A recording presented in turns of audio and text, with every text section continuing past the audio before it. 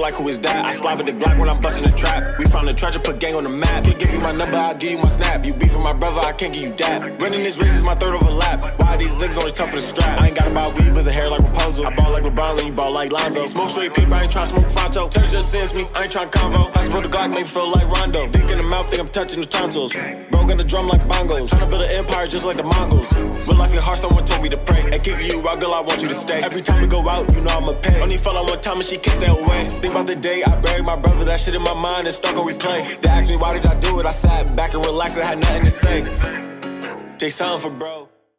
Welcome back, everybody, to the Oregon State Dynasty here on YouTube. My name's Johnny. Welcome back to the channel. If you're new here, be sure to hit the like button, hit the sub button as well. I say this every video. Once we get to 250 subscribers, I'll be doing some special content for you guys that I'm super excited about. So it's really on your guys' it's on you guys, really. If you want to see this special content, if you want me to go through and do all this awesome stuff for you, you got to hit that sub button. You got to tell your friends to hit that sub button. I do appreciate all the support I've gotten recently, though, and all the likes and everything like that. Today, we are back with another recruiting episode after we picked up our third win of the season, and it was a third blowout of the season. We got an easy W on the road at Army, a top 5 team who was supposed to give us the most trouble this season, and was really the game I had circled as probably the one and only game we would lose this year. So we got through that test easy. The triple option wasn't nothing at all. We switched defense from the 4-3 to the 4-2-5, didn't matter. And in fact, it worked out really well because we got our first shutout, as you can see, in this dynasty. So I think we're going to be sticking with the 4-2-5. We'll see how that goes against the more conventional offenses, the spread offenses. But I mean, if the pressure and the coverage is anything like I saw it on the road in that game against the Black Knights, we're going to go, 14-0 is the record you usually get in this game. We're going to go 14-0 easily, without a doubt. Our next game is going to be against USC, and we'll advance into that week after we do a couple things here in this week. By the way, I didn't get any comments in the video. Go check out the Army game, by the way. I should probably tease that right there in case you missed it. I didn't get any comments about Drip of the Day, which is a player that you saw make some very nice plays, good plays at backup, something like that, who deserves to get some recognition and some swag. So I didn't get any of those comments, so I'm going to make my own again for this week. I like it when you guys comment them because I don't like to decide and make the decisions all the time. And I'll give you a shout out, put your account up on the screen if you do. So more incentive for you to just go ahead and do that. For this week, it's going to go to Chris Hall. He's a true freshman running back who I was very excited about last year when we covered recruiting. I'll tag one of the episodes right here where we talk a lot about him. This guy's a freshman. I'm really excited to play with him. He's only been here for 3 games, and he's got unlimited potential. He scored his first career touchdown against the Black Knights. I think it was our last touchdown of the game as well, or second to last. It was our second to last touchdown. So we're going to go ahead and give him Drip of the Day for this week, get him looking nice, and I'll show you guys the finished product in a second.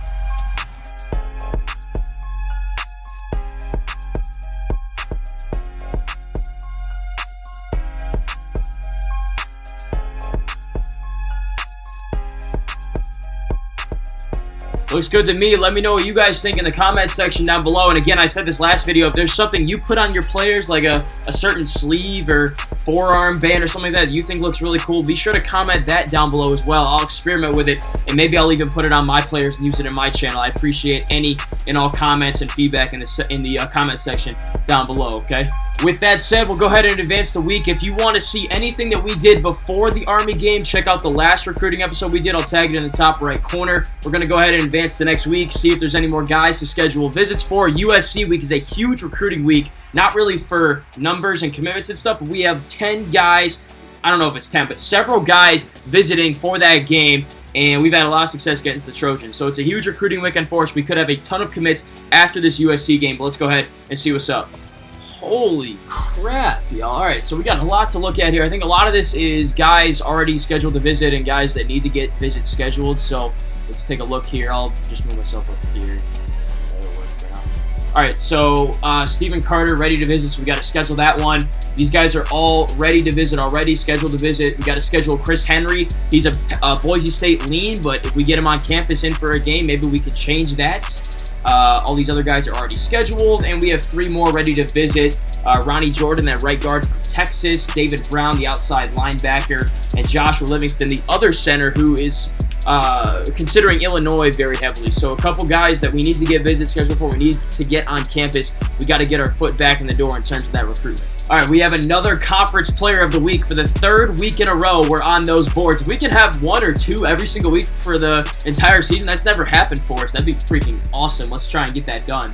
Wow. All right, so take a look. USC all the way up to number 6 in the polls. So we're going to have another high-profile game here in Corvallis. Really looking forward to this one. We haven't played USC at home in a long time. I'll tell you the last time we did right here, it was 4 or 5 seasons ago on this channel. It's on YouTube, so don't worry about that. You'll be able to watch it if you want to.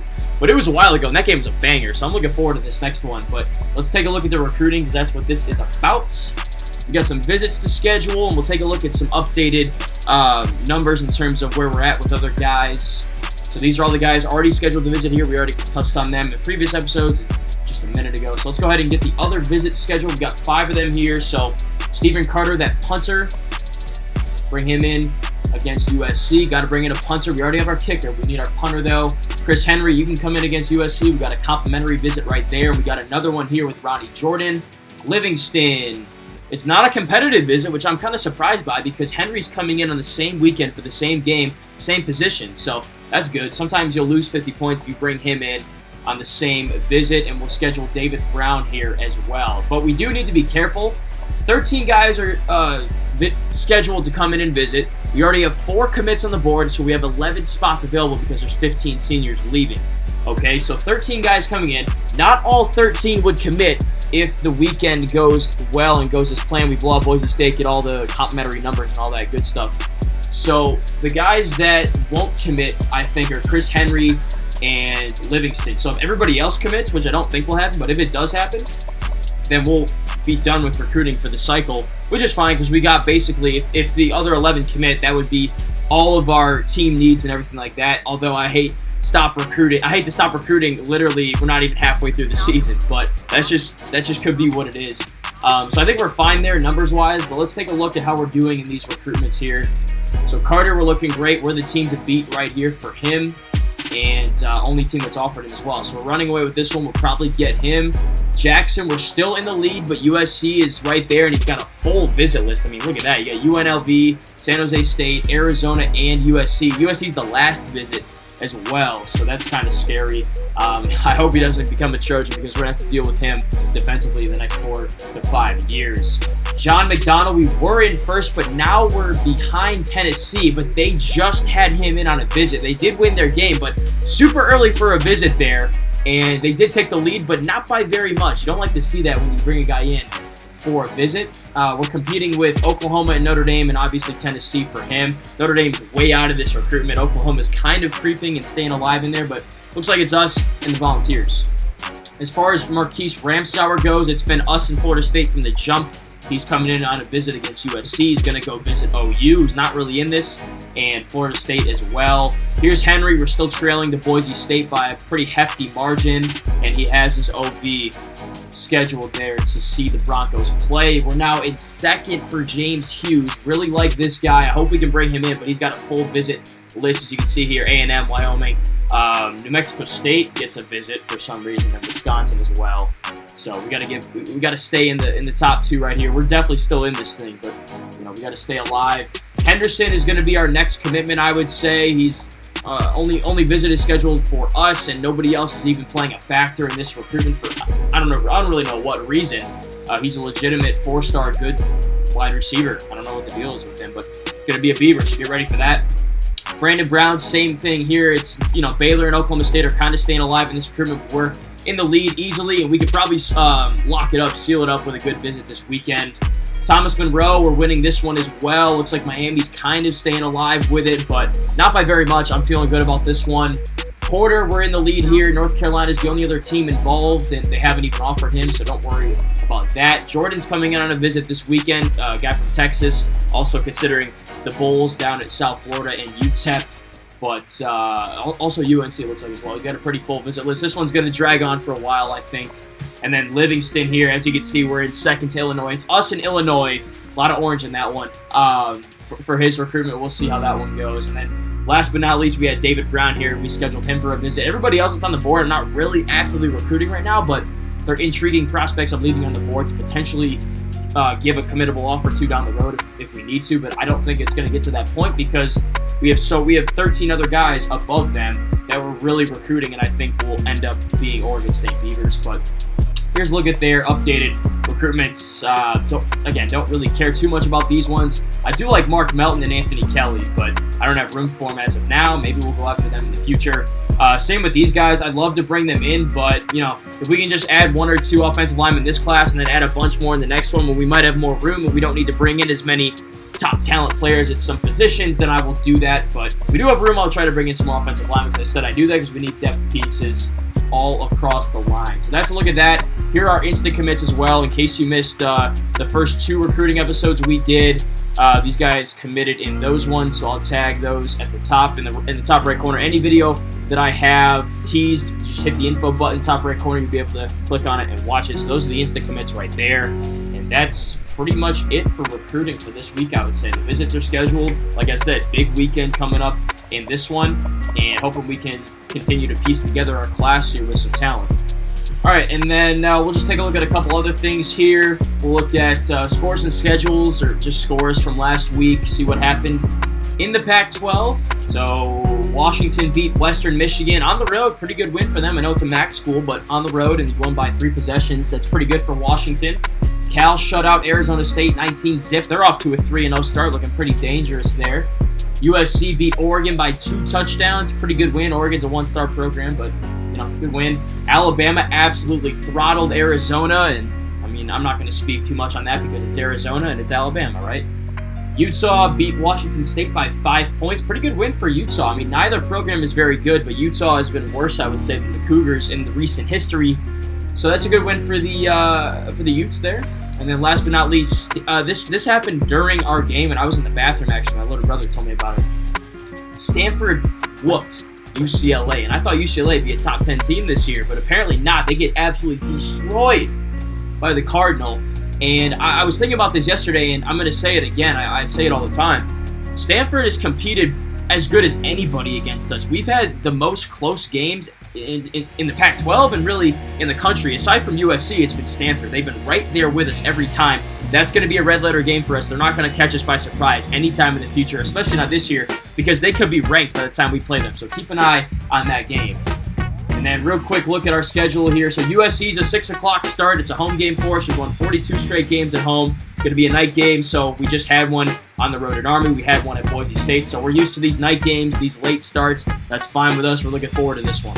All right, and then in terms of just the Pac-12, by the way, I don't think I noticed this, but we are back to the #1 team in the country, as we should have been. God damn, bro. They dropped us from #1 to #2 for beating a team by 45 points on the road, and it could have been much more. The fourth quarter, we ran out the entire 8 minutes on one possession. We probably could have put up 70 or 80 on their heads, but we didn't do that. So we go on the road, shut out Army 38-zip. I guess that was enough to prove to them why we should be the #1 team in the country. We entered the season as the #1 team in the country, so I don't know why you moved us really in the first place. But we're back to #1. I'm fine. I'm happy. Let's proceed here. So here are the scores from last week in the top 25. We'll take a look right here. North Carolina beats Northern Illinois by 10 points. Yeah. You want to tell me that North Carolina is the #1 team in the country? They beat a MAC school by 10 points at home? Get out of here, bro. Get out of here. I'd love to see what they would do against Nebraska, Army, or Boise State. And not to mention back-to-back, right? Big, really, in the top 25, fellas. All right, Nebraska beat Kansas State. Good win for Nebraska there, an old Big 12 foe. Right there, Nebraska's up to #12 in the country. Only lost to us, obviously, and we throttled them boys. Let's see. Penn State lost to UConn. UConn's been in the top 25 the past couple seasons.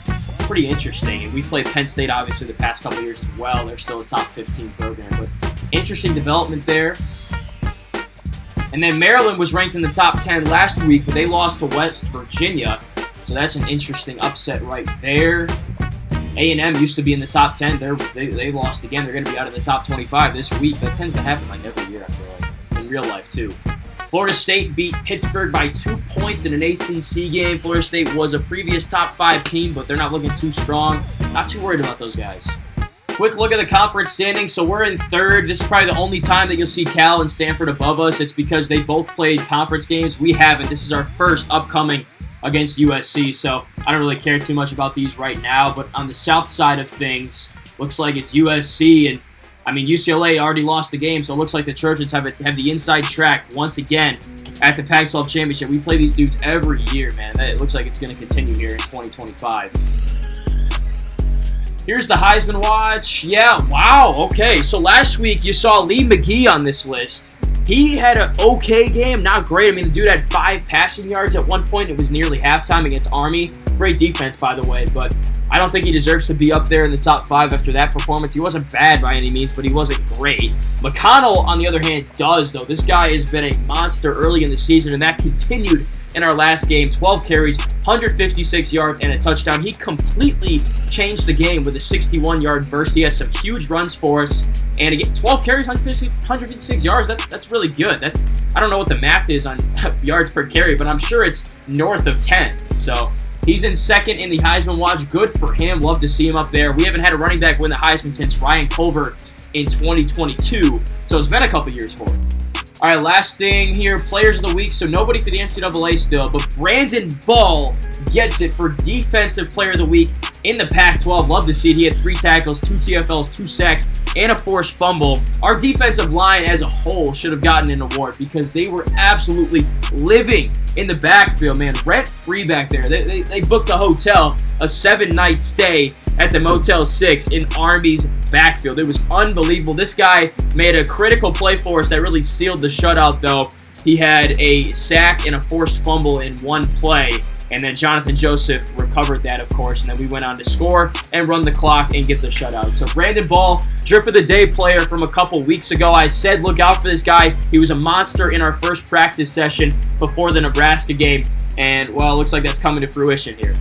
All right, one last thing right here. Looks like we had one overall bump from this week. It's Vince Perry. Let me move down. There we go. So he bumps up from 90 overall to 91. I think he started the season at 89 as well. So this guy's making moves. He's made some big plays for us. The Hawaiian has early on in the season. And I'm hoping if he continues to creep up that overall, he could potentially get drafted with a good season and a high overall, because those things both matter in conjunction with each other. And then quick look at the season stats so far. McGee's in 16th in the country with passing yardage. McConnell is tied for 36th with 299, about 300. Receiving-wise, Edgar Haas tied for 55th in the nation with 207 receiving yards. He's having a great year. Tackle leaders, Watkins in 10th with 14. Ball tied for 11th with 3. And then picks, Burnett tied with probably a ton of other people with 1. Jaron Taylor's also got a pick this season. So not a blockbuster year for us so far in terms of statistics, but a blockbuster year for us in terms of record and success, because we stay as the number 1 team in the country. Or I guess we return to being the number 1 team in the country. We're off to a 3-0 start, and we got a chance to get to 4-0 and just pad another huge win to our resume going forward with a win over USC, number 6 team in the country, and it's a big recruiting weekend. We could finish up with recruiting for the season, and we're only in week 5, guys. We got a ton of guys visiting. It's USC. It's a rivalry game. You guys know what the deal is. Show up, pull up, bring your friends, be ready. Can't wait to bring that one to you guys. But in the meantime, hit the like button, hit the sub button. I'm signing off. As always, I'm John Eads. Go Beavs, baby. Peace out.